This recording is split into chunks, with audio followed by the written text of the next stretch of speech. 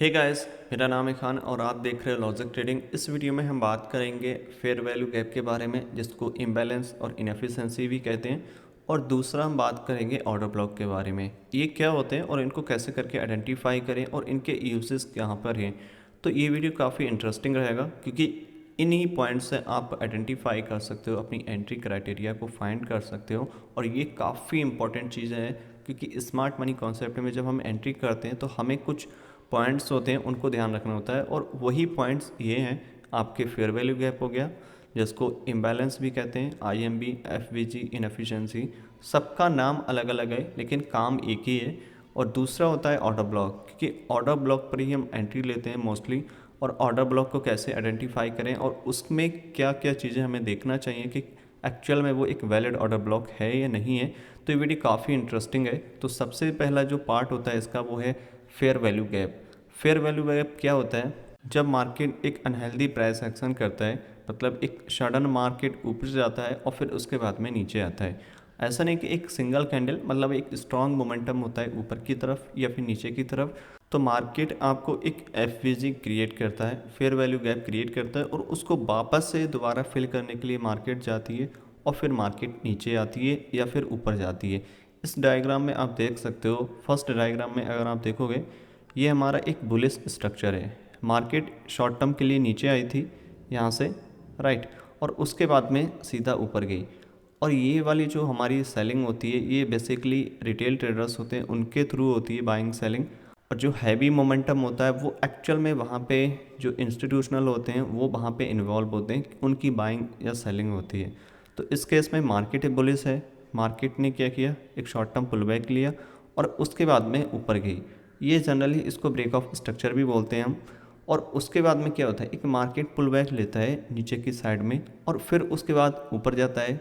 कभी मार्केट देखा होगा कि एक छोटा सा पुल बैक लिया, ऊपर गया। कभी मार्केट बहुत डीपर पुल बैक लेता है और फिर उसके बाद ऊपर जाता है। तो ये एक्चुअल में क्यों होता है? ये इनएफिशिएंसी की वजह से होता है कि मार्केट में कितना पुल बैक की नीड है। और इनएफिशिएंसी को कैसे करके रीड करें, पहले डायग्राम में ही समझ लेते हैं। सबसे पहले हम बॉटम से शुरुआत करते हैं। फर्स्ट कैंडल जो भी हमारी है, हम बुलिश साइड की बात कर रहे हैं। तो ये जो कैंडल है हमारी रेड कैंडल, ये हमारी पहली कैंडल है, जिसका हाई लो हमें सबसे पहले मार्क करना होगा। तो हाई इसका यहाँ पे है और इसको हम इस तरीके से एक्सटेंड कर देंगे। ठीक है, लो की इसमें कोई ज़रूरत नहीं क्योंकि मार्केट बुलिश है। और अब हमें क्या करना है, नेक्स्ट जो कैंडल है हमारी, अभी ये बुलिश कैंडल है, इसका कुछ नहीं करना है हमें। तीसरी वाली जो कैंडल है हमारी, उसका लो मार्क करना है। पहली वाली का हाई और तीसरी वाली का लो मार्क करना है। जब हम इन दोनों का लो और हाई मार्क करेंगे तो देखोगे कि इन दोनों के बीच में एक डिफरेंस आ रहा है, एक डिफरेंस क्रिएट हो रहा है। और इसको ही हम बोलते हैं इम्बैलेंस या फेयर वैल्यू गैप। देखो, इसको इस तरीके से भी मार्क कर सकते हैं, थोड़ा हाईलाइट करके। ठीक है, तो ये हमारा हो गया फेयर वैल्यू गैप। क्यों? क्योंकि मार्केट यहाँ से एक एग्रेसिवली ऊपर गई है और मार्केट क्या करती है, वापस से इसको फिल करने आती है और फिर मार्केट कंटिन्यू ऊपर जाती है। सम टाइम क्या होता है कि मार्केट इसको पहले से ही मिटिगेट कर देती है, ठीक है, और फिर मार्केट क्या करती है, बीच में से या फिर ऊपर से एक फेयर वैल्यू गैप बनाएगी और उसके बाद में वहाँ से ऊपर जाएगी। और उसी के बेस पे हम एक आइडेंटिफिकेशन कर सकते हैं कि मार्केट में कितना पुल बैक आएगा। अब दूसरी कैंडल की ओर स्विच करें तो ये कैंडल हमारी हो गई, इसका हाई ये हो गया, इसको हम एक्सटेंड कर देंगे। और हमें क्या चाहिए, थर्ड कैंडल का लो। थर्ड कैंडल का लो कहाँ पे है, यहाँ पे है। अब यहाँ पे आप देखोगे, इस हाई को इस लो ने इसको मिटिगेट कर दिया, इसको मिटिगेशन बोलते हैं। ठीक है, तो इसका मतलब क्या है, यहाँ पे जो आपका इम्बैलेंस है, फेयर वैल्यू गैप है, वो यहाँ पे बिल्कुल नहीं है। क्यों? क्योंकि दोनों कैंडल्स के हाई लो मिटिगेट हो गए आपस में, तो यहाँ पे कोई भी इम्बैलेंस नहीं है। यहाँ पे आप देखोगे इन दोनों पिक्चर में आपको एक डिफरेंशिएट दिख रहा होगा। तो ये हमारा एक प्रॉपर इम्बैलेंस हो गया। ये हमारा इम्बैलेंस नहीं है क्योंकि यहाँ पे ऑलरेडी दोनों के हाई और लो मिटिगेट हो गए आपस में। अब हम तीसरी कैंडल की ओर बढ़ते हैं, जो कि इसका हाई आप देखोगे यहाँ पे है और थर्ड कैंडल का हमें चाहिए लो, क्योंकि इस कैंडल का इम्बैलेंस हमें जब ही मिल पाता है जब हम थर्ड कैंडल का लो मार्क करेंगे। तो ये हमारा लो हो गया। अब देखोगे तो इस हाई और इस लो के बीच में आपको एक गैप दिख रहा होगा, फिर से इसको हम मार्क करेंगे तो ये हमारा हो जाएगा इम्बैलेंस, करेक्ट। और फिर एक नेक्स्ट कैंडल की ओर स्विच करें तो उसका हाई यहाँ पे है और इसको मिटिगेट कर दिया है इस लास्ट वाली कैंडल ने। इसका मतलब यहाँ पे कोई भी इम्बैलेंस नहीं है। तो इस तरीके से अगर इस चार्ट में देखें डायग्राम पहले वन में, तो इसमें दो आपको फेयर वैल्यू गैप दिखेंगे। फर्स्ट यहाँ पे है और दूसरा ये है। इसका मतलब क्या है कि मार्केट जो है वो आपके एक एक्सट्रीम पॉइंट तक आ सकती है, जो कि ये वाला है, और इसको एक्सट्रीम पॉइंट बोलते हैं, यानी कि जो सबसे लास्ट वाला होता है। तो मार्केट फ्यूचर में जब भी नीचे आएगी तो हमारा जो पुल बैक होगा वो कुछ इस तरीके से होगा। मार्केट नीचे आकर के यहाँ से ऊपर जाएगी। अगर मार्केट मान लो ये वाला मिटिगेट हो गया होता, यहाँ पे कोई भी इम्बैलेंस नहीं होता, तो सिर्फ यही इम्बैलेंस होता, तो मार्केट की जो प्रोबेबिलिटी होती वो मार्केट इस लेवल से आने के बाद में यहाँ से रिवर्स करने की प्रोबेबिलिटी इंक्रीज़ हो जाती, क्योंकि मार्केट को चाहिए इम्बैलेंस। जहाँ पे प्रॉपर इम्बैलेंस होगा, एक्सट्रीम इम्बैलेंस होगा, वहाँ तक मार्केट की जाने की ज़्यादा प्रोबेबिलिटी होती है। तो ये तो हो गया आपका एक बुलिश डायरेक्शन में। अब बेरिश डायरेक्शन में कैसे इसको आइडेंटिफाई करें, सेम चीज़ आपकी अप्लाई होगी, बस आपको सेम चीज़ें ही फॉलो करनी है। दूसरे डायग्राम में आप देख सकते हो मार्केट का जो मोमेंटम है वो बेरिश साइड में है, और बेरिश साइड में हमें क्या करना है, सेम चीज़ें उल्टी करनी है। जो हमने बुलिश में की वो हमारी बेरिश में करनी है। अगर मैं एक्सट्रीम से बात करूं तो हमारी जो मार्केट जहां से गिरी है, ड्रॉप हुई है, तो यहाँ तो ये सब मिटिगेटेड है, लेकिन इस बुलिश कैंडल से हम स्टार्ट करते हैं ताकि आपको सही से समझ आ सके। तो ये हमारी बुलिश कैंडल थी और उसके बाद में मार्केट ने नीचे आना ड्रॉप किया।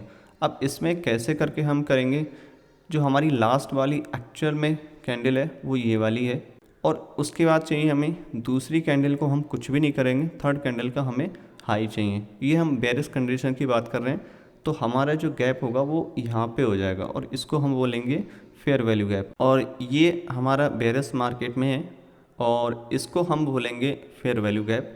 और कुछ लोग इसको इस तरीके से भी मार्क कर सकते हैं, जैसे कि इस कैंडल का लो अगर आप देखोगे यहाँ पे है और इसको मार्क करें इस तरीके से, तो भी इसको मार्क कर सकते हैं, वो भी वैलिड तरीका है। दोनों ही तरीके ठीक हैं, क्योंकि आपका मेन जो मोटिव है वो आइडेंटिफाई करना है कि कहाँ पे इम्बैलेंस है।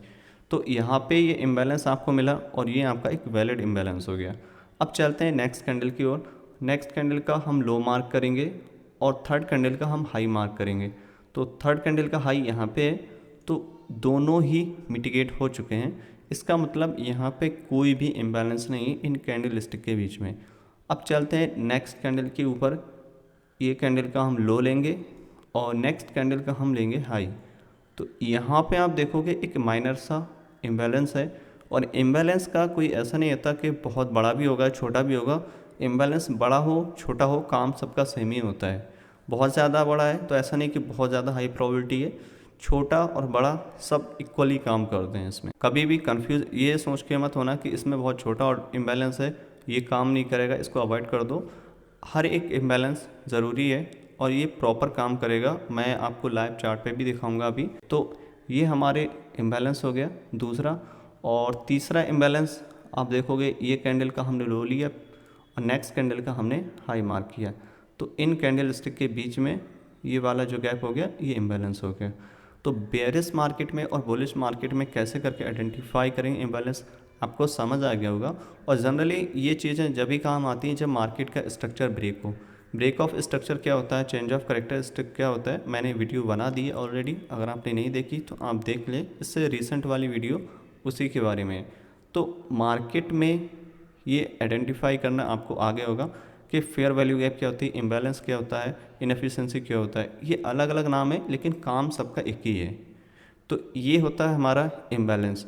और अब चलते हैं कि ऑर्डर ब्लॉक क्या होता है, क्योंकि इम्बैलेंस का बहुत बड़ा रोल होता है ऑर्डर ब्लॉक को आइडेंटिफाई करने में। जब तक कि आपको एक प्रॉपर इम्बैलेंस आइडेंटिफाई करना नहीं आएगा तब तक आप एक वैलिड ऑर्डर ब्लॉक को आइडेंटिफाई नहीं कर सकते। ज़्यादातर लोग गलती यही करते हैं स्मार्ट मनी कॉन्सेप्ट में, वो इम्बैलेंस को, इनएफिशिएंसी को अवॉइड कर देते हैं और एक कैंडल स्टिक को देख करके ही ऑर्डर ब्लॉक को मार्क कर लेते हैं, जो कि बिल्कुल ही गलत तरीका है। और सही तरीका क्या है कि आपको एक प्रॉपर इम्बैलेंस होना चाहिए। मैं आपको एक डायग्राम पे दिखा रहा हूँ कि कैसे करके हम ऑर्डर ब्लॉक को मार्क कर सकते हैं। ये हमारे सामने दो डायग्राम है। पहला डायग्राम में एक बुलिश स्ट्रक्चर है और एक दूसरा डायग्राम है जिसमें बेरिश स्ट्रक्चर दिया है। तो इसमें मैंने जो मार्क किया है बुलिश ऑर्डर ब्लॉक, जो कि यहाँ पे एक्सट्रीम पे है, और बेयरिश ऑर्डर ब्लॉक जो कि यहाँ पे एक्सट्रीम से थोड़ा नीचे है।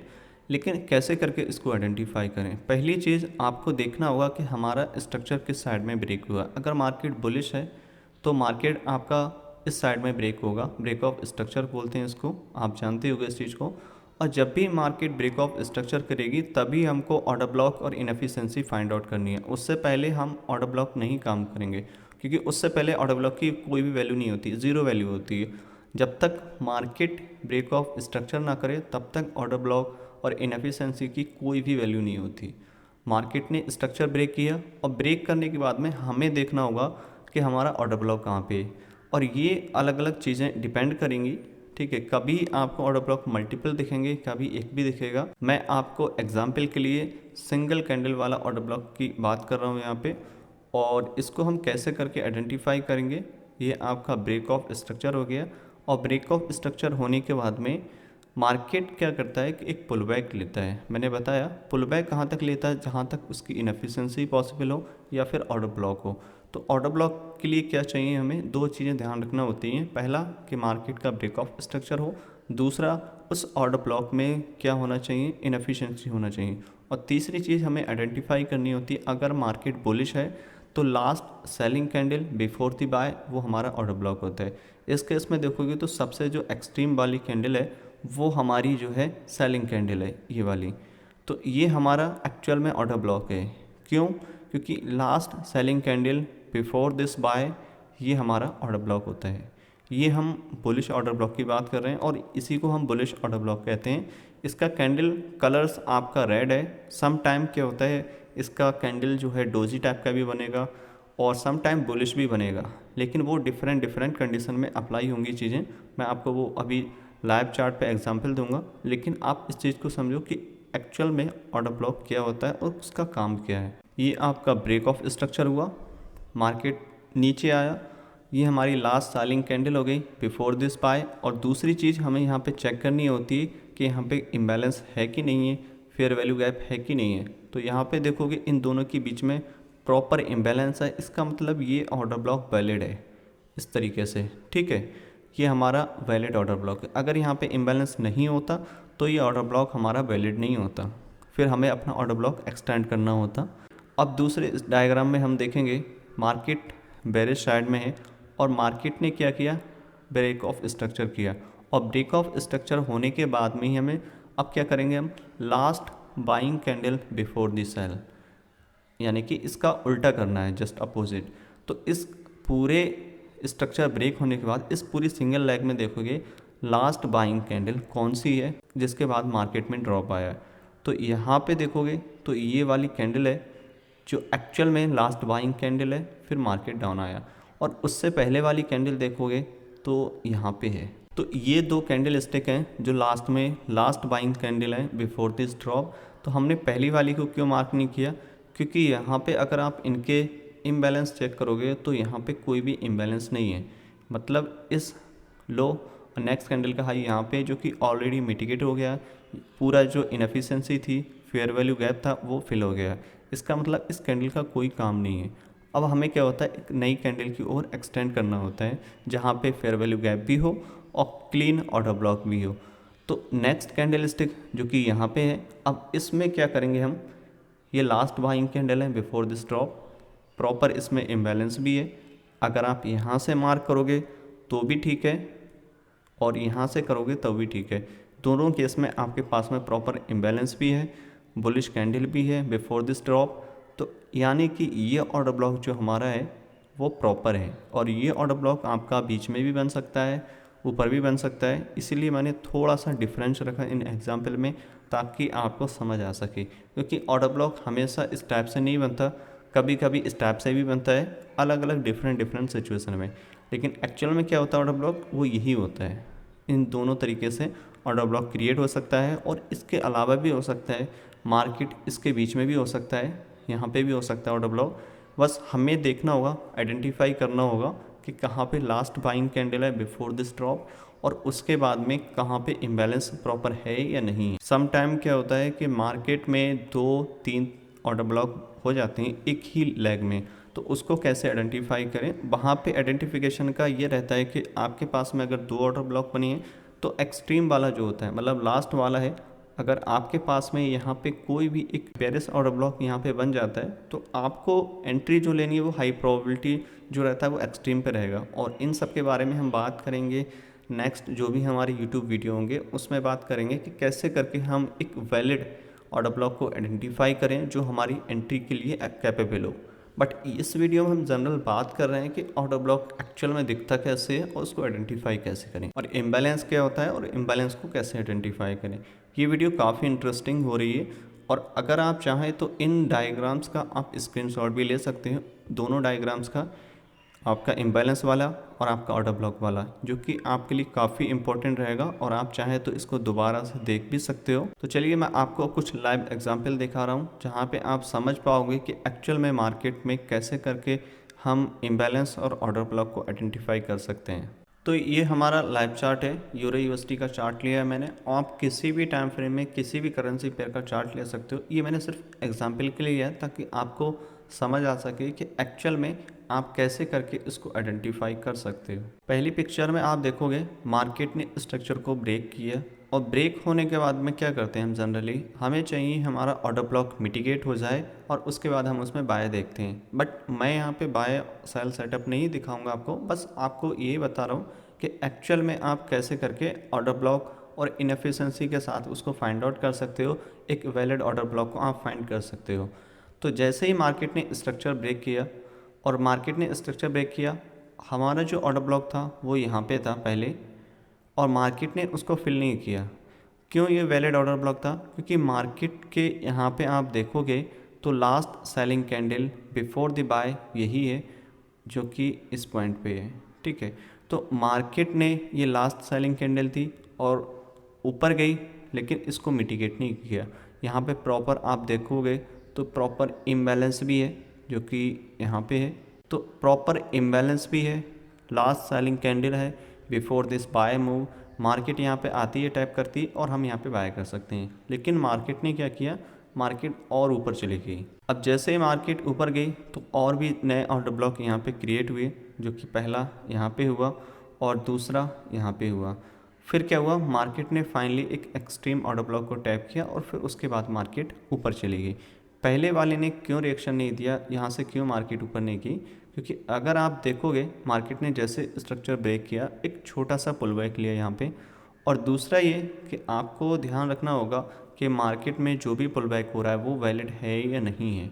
अगर एक शॉर्ट टर्म पुल बैक है, एक छोटा पुल बैक है, तो वो उतना वैलिड नहीं होता है। मार्केट को चाहिए एक डीपर पुल बैक, एटलीस्ट उसके 40-50%, जब जाके मार्केट का एक पुल बैक कंप्लीट होता है।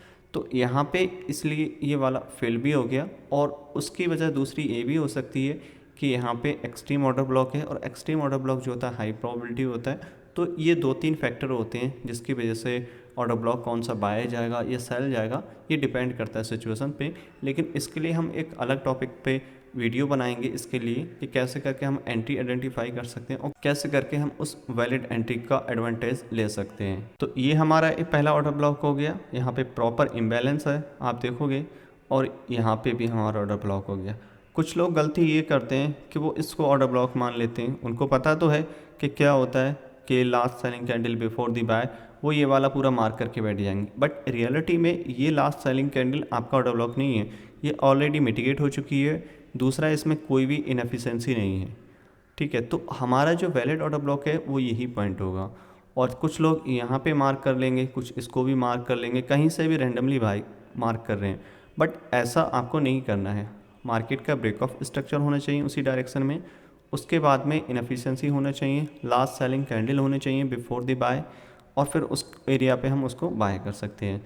दूसरा स्टेप आप देखोगे मार्केट ने दोबारा से स्ट्रक्चर ब्रेक किया, और ब्रेक होने के बाद यहाँ पे देखोगे तो मल्टीपल ऑर्डर ब्लॉक यहाँ पे क्रिएट किए मार्केट ने। अब यहाँ पे आप देखोगे पहला ऑर्डर ब्लॉक ये बना, कुछ लोग इसको मार्क कर लेते हैं, बट ये मिटिगेट हो गया। और जो ऑर्डर ब्लॉक मिटिगेट हो जाता है उसका कोई काम नहीं होता, उसकी वैल्यू ज़ीरो हो जाती है। अब इसका कोई भी काम नहीं, क्योंकि इस मूव ने इसको मिटिगेट कर दिया है। और यहाँ से इस लो से इस हाई तक अगर आप देखोगे तो यहाँ पे सिर्फ 2 ही ऑर्डर ब्लॉक हैं जिसमें प्रॉपर इम्बैलेंस है और प्रॉपर आपको क्लीन ऑर्डर ब्लॉक दिख रहा है, क्योंकि पहले वाले में आप देखोगे जो एक्सट्रीम पे है last selling candle before the by proper imbalance, एक माइनर सा इम्बैलेंस है। यहाँ पे आप देखोगे तो एक माइनर सा इम्बैलेंस है और लास्ट सेलिंग कैंडल है बिफोर दिस बाय, तो ये हमारा एक वैलिड ऑर्डर ब्लॉक है। दूसरा ये यहाँ पे देखोगे तो last selling candle before the buy, इस वाले में देखोगे तो यहाँ पे है ये वाली, ठीक है। बट हमने ये वाली क्यों मार्क नहीं की, क्योंकि यहाँ पे देखोगे आपकी इनएफिशिएंसी ज़ीरो हो रही है, इम्बैलेंस यहाँ पे कुछ भी नहीं है। तो इसलिए क्या होता है कि हम उस कैंडल को एक्सटेंड कर देते हैं नेक्स्ट कैंडल के लिए, मतलब फॉरवर्ड कर देते हैं। तो इस कैंडल को हमने मार्क किया तो यहाँ पे प्रॉपर इम्बैलेंस भी बन रहा है, और इस बुलिश कैंडल को हम उसे मार्क कर सकते हैं as a order block. Order block का कोई भी कैंडल स्टिक से कोई लेना देना, कलर से कोई लेना देना नहीं होता है। ये चीज़ आप ध्यान रखो, मैंने स्टार्टिंग में भी बताई थी कि ऑर्डर ब्लॉक आपका बुलिश कैंडल का भी हो सकता है, बेरिश का भी हो सकता है, बट मेजॉरिटी जो आपका रहता है वो आपका अपोजिट ही रहता है। जैसे मार्केट बुलिश है तो आपका बेरिश कैंडल आपका ज़्यादातर आपको ऑर्डर ब्लॉक दिखेगा, और बेरिश मार्केट है तो bullish candle. But some time अगर ऐसी सिचुएशन आती है तो उसका कलर डिफरेंस भी हो सकता है। तो ये हमारा एक ऑर्डर ब्लॉक प्रॉपर रहेगा, ये क्योंकि यहाँ पे प्रॉपर इनएफिशिएंसी है, ठीक है। अब कुछ लोग गलती सिर्फ कलर के चक्कर में क्या करते हैं, यहाँ पे इसको मार्क कर लेते हैं। मैं बता रहा हूँ आपको, इस वाले एरिया को बोलेंगे ये बुलिश ऑर्डर ब्लॉक है, यहाँ पे बाई किए स्टॉप लॉस इसके नीचे डालते हैं, फिर मार्केट हिट करके ऊपर जाती है, क्योंकि ये ऑर्डर ब्लॉक नहीं है। क्यों? क्योंकि ये पहले से ही मिटिगेट हो गया इस कैंडल के थ्रू, क्योंकि यहाँ पे कोई भी इनएफिशिएंसी नहीं है, और ये क्लीन ऑर्डर ब्लॉक है। मार्केट ने इसको रिस्पेक्ट भी किया और मार्केट ऊपर गई। तो ये एक तरीका होता है, वैलिड तरीका आइडेंटिफाई करने का कि कैसे करके ऑर्डर ब्लॉक को फाइंड करना है। कुछ लोग और भी ज़्यादा बड़ी गलती करते हैं, मार्केट बुलिश है वो अपोजिट डायरेक्शन में क्या करते हैं, ऑर्डर ब्लॉक फाइंड करते हैं। जैसे ये हमारा ब्रेक ऑफ स्ट्रक्चर हो गया, हम क्या करते हैं जनरली ऑर्डर ब्लॉक देखेंगे और बाय का देखेंगे, बट गलती ये करते हैं मार्केट ने जैसे ब्रेक किया, लोग इधर साइड में उल्टी साइड में क्या करते हैं ऑर्डर ब्लॉक को मार्क करने लग जाते हैं, जैसे इधर करने लगे, ठीक है, और बोलेंगे ये बेरिश ऑर्डर ब्लॉक है। ये बेरिश ऑर्डर ब्लॉक नहीं है, क्योंकि आपका ट्रेंड बुलिश है, आपको बुलिश ऑर्डर ब्लॉक देखना है। जब मार्केट का लो ब्रेक हो जाएगा तब बेरिश ये ऑर्डर ब्लॉक काम करेगा, उससे पहले ये कुछ नहीं है ये, क्योंकि इसको लोग मार्क करके ही उल्टी ट्रेड लेते हैं और स्टॉप लॉस होते हैं इसमें, क्योंकि आप अपोजिट में खेल रहे हो। मार्केट बुलिश है, आपको बुलिश ऑर्डर ब्लॉक देखना है। बेरिश मार्केट जब होगी जब इसका लो ब्रेक हो जाएगा ऐसे करके, तभी ऑर्डर ब्लॉक काम आएगा इस टाइप से, तभी हमारा एक वैलिड ऑर्डर ब्लॉक बनेगा फॉर सेल। सेम चीज़ यहाँ पे ब्रेक ऑफ स्ट्रक्चर हुआ, नीचे आया ऑर्डर ब्लॉक टाइप किया, ऊपर गया। अब लोग गलती ये करेंगे, फिर यहाँ पे सेल करने लगेंगे, बोलेंगे ये बेरिश ऑर्डर ब्लॉक है। ये बेरिश ऑर्डर ब्लॉक नहीं है, मार्केट को लो ब्रेक करना पड़ता है, मेजर लो, तब जा करके एक बेरिश ऑर्डर ब्लॉक क्रिएट होता है। ऑर्डर ब्लॉक का ये मतलब नहीं होता कि लास्ट बाइंग कैंडल कहीं भी देखी और आपने बाय सेल करना शुरू कर दिया। एक प्रॉपर आपका ट्रेंड आइडेंटिफिकेशन होना चाहिए, और प्रॉपर आप उसमें एक कैंडल स्टिक का रोल होना चाहिए विद इनएफिशिएंसी। अगर आपकी वहाँ पे कोई भी इनएफिशिएंसी नहीं है तो वो जोन आपका इनवैलिड है, क्योंकि काफ़ी लोग ये गलती करते हैं कि वो किसी भी last selling candle, last buying candle को मार्क कर लेते हैं as a PY, as a order block के, बट वो पूरे तरीके से गलत तरीका है, क्योंकि आपको वहाँ पे प्रॉपर इम्बैलेंस होना ज़रूरी होता है, और तभी जा कर के हमारा एक ऑर्डर ब्लॉक जो होता है वो एक प्रॉपर एक वैलिड ऑर्डर ब्लॉक क्रिएट होता है। तो आई होप आपने बहुत कुछ सीखा होगा इस वीडियो में, और बहुत कुछ नया सीखने को मिला होगा, और ये वीडियो काफ़ी इन्फॉर्मेटिव रहा होगा आपके लिए, क्योंकि मैं आपको दूंगा हाई क्वालिटी एजुकेशन हिंदी में, क्योंकि कोई भी आपको एक रियल डेप्थ एजुकेशन कोई भी नहीं दे रहा है। और मैंने ये पूरा तरीके से प्लान किया है कि इंडियन और हमारी जो भी एशियन कंट्री हैं जो हिंदी बोल सकते हैं, समझ सकते हैं, उनके लिए मैं हाई क्वालिटी कंटेंट हिंदी में प्रोवाइड करूंगा एजुकेशन के तौर पे। आप इस वीडियो को देखें, समझें, सुने, जो भी आपको समझ आ सके, और उसके बाद में ज़्यादा से ज़्यादा लोगों तक की अवेयरनेस फैलाएं, क्योंकि मेरा काम यही है कि आप तक सही सिस्टम, एक सही एजुकेशन पहुंच सके, क्योंकि काफ़ी लोग मिसलीड करते हैं, काफ़ी लोग मिसगाइड हो चुके हैं पहले से, उनको समझ नहीं आता कि चीज़ें एक्चुअल में क्या सही है क्या गलत है। अगर आप ये देख रहे हो तो आपका काम ये है, मतलब जो भी आपके फ्रेंड हैं, 2 है, 4 है, 1 है, कोई भी है, आप उनको पहुंचाएं ज़्यादा से ज़्यादा, ताकि क्या होगा कि एक सही अवेयरनेस, सही एजुकेशन हर लोगों तक पहुंच सके, क्योंकि कोई भी सही टॉपिक, जेन्युइन चीज़ों पे लोग नहीं जाना चाहते और उनको मिल नहीं पाती हैं। जो लोग सीखना चाहते हैं उनको मिल नहीं पाता है। आपका काम यही है कि आप ज़्यादा से ज़्यादा लोगों तक पहुंचाओगे, तो उससे क्या होगा कि मैं भी और भी ज़्यादा कंटेंट आपके लिए दूंगा, मुझे भी अच्छा लगेगा कि एक्चुअल में लोगों को पसंद आ रहा है काम। और उससे क्या होगा कि मैं आपके लिए और भी ज़्यादा बेहतरीन बेहतरीन कंटेंट आपके लिए दूंगा जो एक्चुअल में आपके लिए काम के लिए है। मैं एक फॉरेक्स ट्रेडर हूँ और मेरे पास बहुत सारा डेटा है, कुछ एक्सपीरियंस है, जो कि मैं आपको एक्चुअल में दूंगा कि चीज़ें कैसे काम कर रही हैं और आप उनको कैसे करके काम कर सकते हो। क्योंकि हिंदी में आपको कोई भी इन डेप्थ नॉलेज नहीं देने वाला है। मैं आपको गारंटी कर सकता हूँ, आपको सेम चीज़ें आप पूरे यूट्यूब पे देख सकते हो, पूरे इंटरनेट पे देख सकते हो, कोई भी नहीं बताने वाला। क्योंकि मेरा विज़न बाकी लोगों से काफ़ी अलग है। हर इंडस्ट्री में सब लोग एक जैसे नहीं होते। कुछ लोग बहुत अच्छा काम कर रहे हैं, मुझसे भी अच्छा कर रहे हैं, और कुछ लोग ऐसे हैं जिनका काम ये है मिसलीड करना आपको, मिसगाइड करना आपको। और एक्चुअल में लोग क्या होते हैं कि जो लोग मिसलीड करते हैं, मिसगाइड करते हैं, उनको ज़्यादा इंटेंशन देते हैं। उसकी वजह ये होती है क्योंकि उनको क्विक वहाँ से ना रिजल्ट्स दिखते हैं, मतलब कि उनको लगेगा कि एक्चुअल में यहाँ से कुछ करने से क्विक रिजल्ट आ जाएगा, कोई ऐसा शॉर्ट टर्म मिल जाए, कोई ऐसा प्रॉफिट स्ट्रेटजी मिल जाए एक्चुअल में वहाँ से एकदम आए। क्योंकि लॉन्ग टर्म में कोई भी नहीं जाना चाहता, और जो एक्चुअल में जो होता है ना स्टेप, वो लॉन्ग टर्म में ही है। क्योंकि शॉर्ट टर्म में कुछ नहीं रखा होता है। शॉर्ट टर्म आप जितना अप्लाई करोगे, आप लॉन्ग टर्म से अपनी सक्सेस से उतना ही दूर जाते हो। क्योंकि लॉन्ग टर्म एक प्रोसेस है, हर एक चीज़ का एक प्रोसेस होता है। वो आपको स्टेप बाय स्टेप जितना जल्दी फॉलो करोगे, आप अपनी सक्सेस के उतने करीब जाओगे।